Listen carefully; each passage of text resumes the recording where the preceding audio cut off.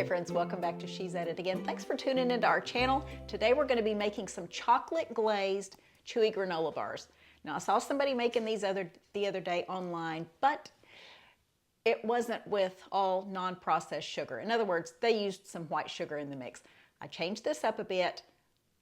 I'm doing this as a trial run because I want to make these for a friend by the end of this week. They've had surgery, they're at home, we're doing meal train, and I have Friday. I'm super excited about taking dinner, but I thought these would be fun to include in the mix for something for them to snack on. Again, no processed sugar in this, so let's go over to the stovetop and start making our insides for our chewy granola bars. Okay, I just turned my burner on, and we're going to start out with 6 tablespoons of unsalted butter.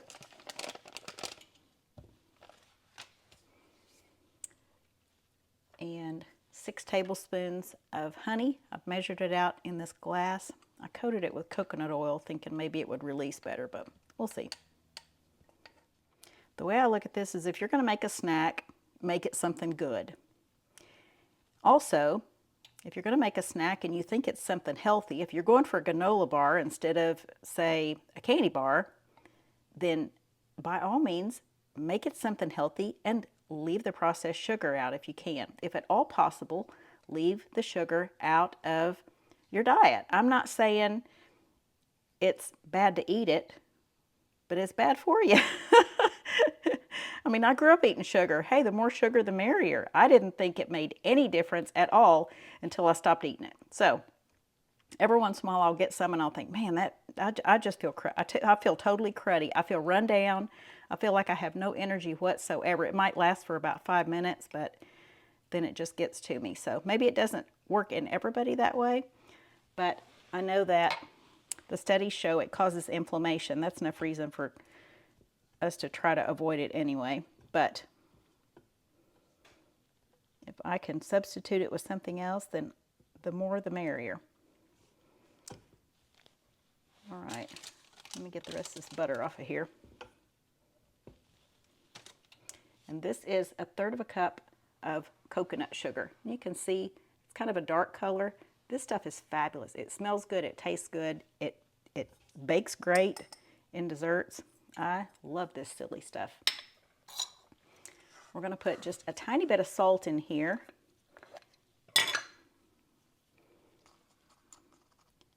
And so I'm going to do just between 1/8 a teaspoon and 1/4 of a teaspoon. So you can see, well, if it's not blurry, you can see what that looks like. I don't want these to be so sweet that you don't enjoy the rest of the flavor. So the salt will kind of balance that out and not make it taste so overpoweringly sweet. All right, we're going to bring this to a boil and then turn the heat down and let it simmer for a couple of minutes.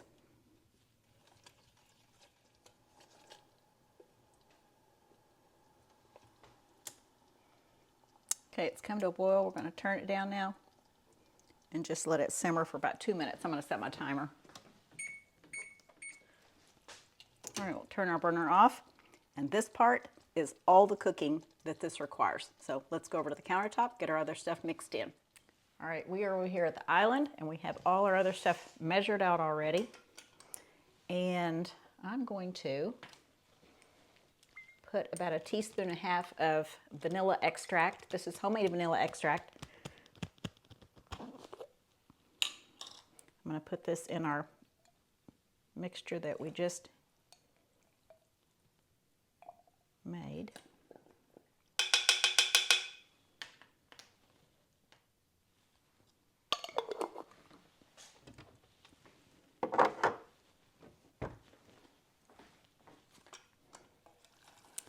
Give that a stir.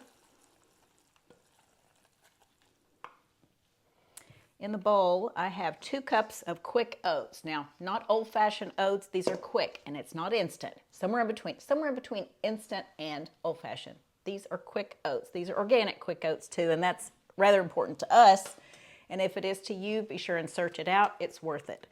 This is 1 3/4 cups of puffed rice. Now, I'm not talking Rice Krispies. I'm not talking about a processed cereal necessarily as far as a breakfast cereal that has added sugar and stuff to it. This is just organic puffed rice, and I'll show you what the bag looks like.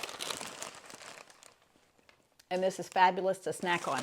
Mine, I'd already opened that bag that I used because I'd made granola here a while back, and they were just a little bit, let's say, not on the fresh side. They weren't super crunchy. So I popped these in the oven at 350 for about 10 minutes, and I also toasted my almonds that you saw me chopping up earlier in the oven at the same time. So those got toasted, these got crisped up, and now they're perfect. So 2 cups of quick oats, 1 3/4 cups of puffed rice,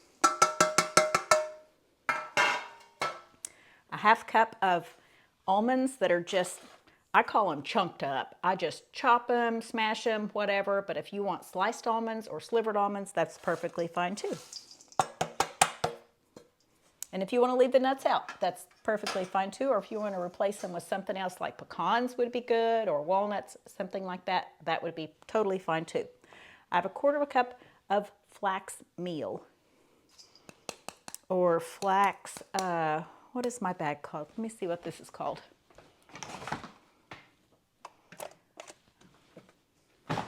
Organic ground flax seed is what it says on this bag.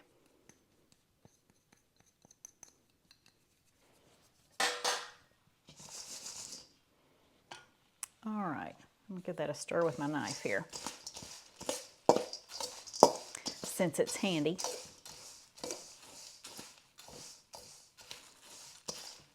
Oops, looks like one was all too excited about getting in that mixture. All right, before I do that, I'm gonna take and line my pan. This is just an aluminum pan. I'm not a huge fan of aluminum pans, but when I can put a liner in there with parchment, then that's fine. It's got that protective barrier. I just don't want my food touching aluminum. All right, we're gonna wad this paper up like so. And if you don't, it does not behave. It just keeps rolling back up, just like it was still on the roll. You can also add a spritz, and I do mean a light spritz, not like dripping wet, but just a light spritz of water to it, and it will also behave quite nicely. But I just wadded mine up. Let's get it flattened out first. See, it'll actually lay down if you wad it up.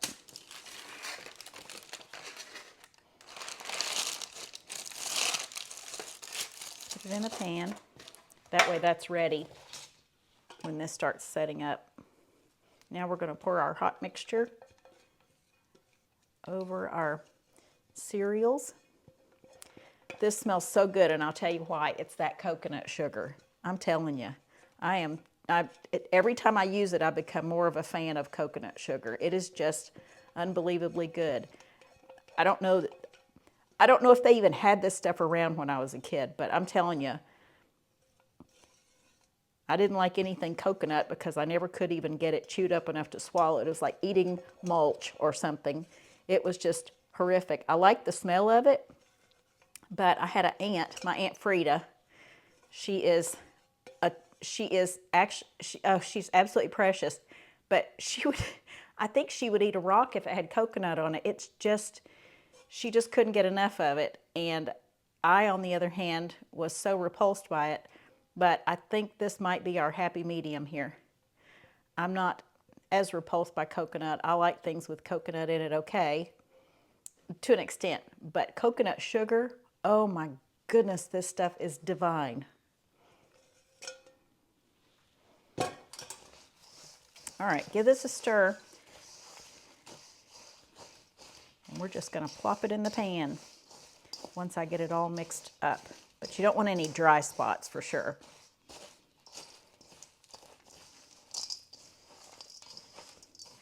And make sure your bowl is big enough too that it doesn't want to jump out. I'd rather have a bowl that's way too big than a bowl that's too small, because if it's too big, I can always use it as a wash basin when I'm washing the other dishes. Instead of even filling my sink up with soapy water to wash big pans with, I can just use it to wash the bowl in, or pans, and then wash the bowl, of course. This would actually be fun too with maybe dried cherries or raisins or dried cranberries, just make sure when you buy those that it's not got sugar all in it. You kind of ruined the whole premise of having something with no processed sugar in it if you're going to add dried fruit that has sugar. And there are dried cherries and dried blueberries and things like that, dried cranberries with just sweetened with applesauce or apple juice, or sweetened with nothing really. I mean, just the dried berries themselves that are totally fine. And you can find them, you just got to look for them. They're not as popular as the other ones, but you do have to search that label and make sure it doesn't have added sugar with it. Okay. All right, I think I've eliminated all the dry spots. All right, we're going to pour our mixture into our pan.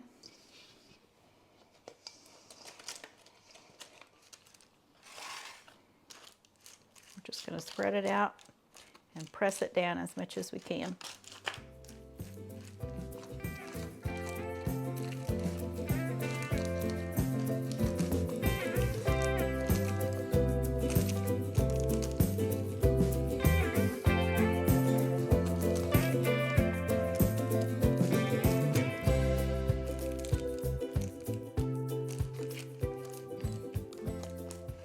Okay, so we pretty much have these pressed down in here as far as they'll go.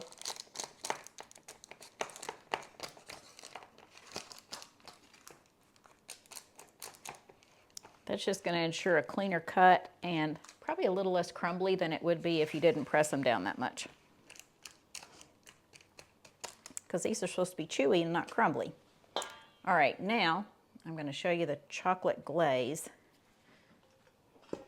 This is my chocolate glaze, and it's not really a glaze per se, even though the pan is hot. It's not really melted. I added more cocoa to it so it would be more substantial. I could probably make chocolate chips out of this, but I'm just gonna,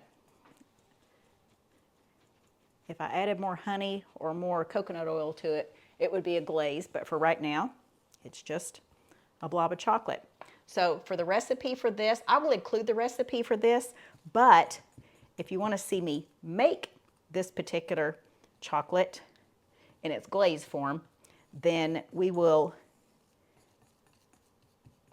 put the recipe in the description. Actually, we will link the recipe to that one, and that is for, I'm trying to think what I made. Oh, Snicker Dates has the recipe to that included in the video. So for some reason, I've got too many things going this morning. My brain's not focusing on what I'm talking about, but the Snicker Dates recipe will be linked in this description or in this video, and you can go to that and it'll show you exactly what to do. Okay, this is working out kind of good.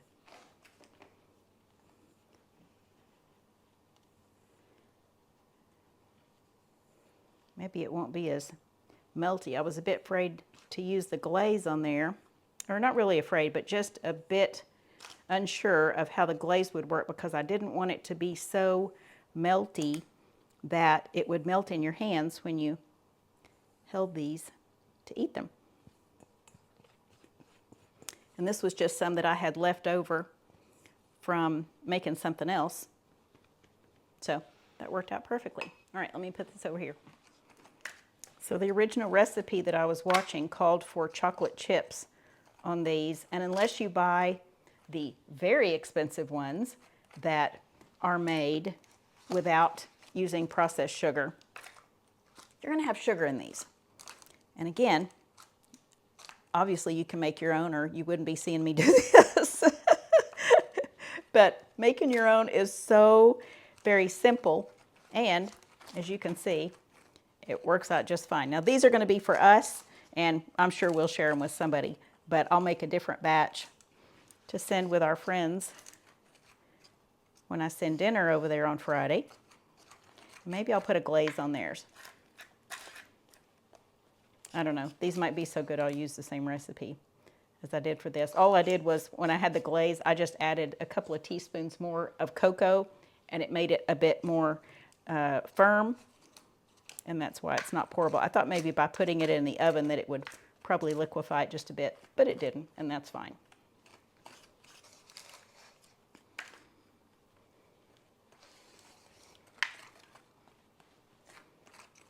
These kind of look like giraffe spots.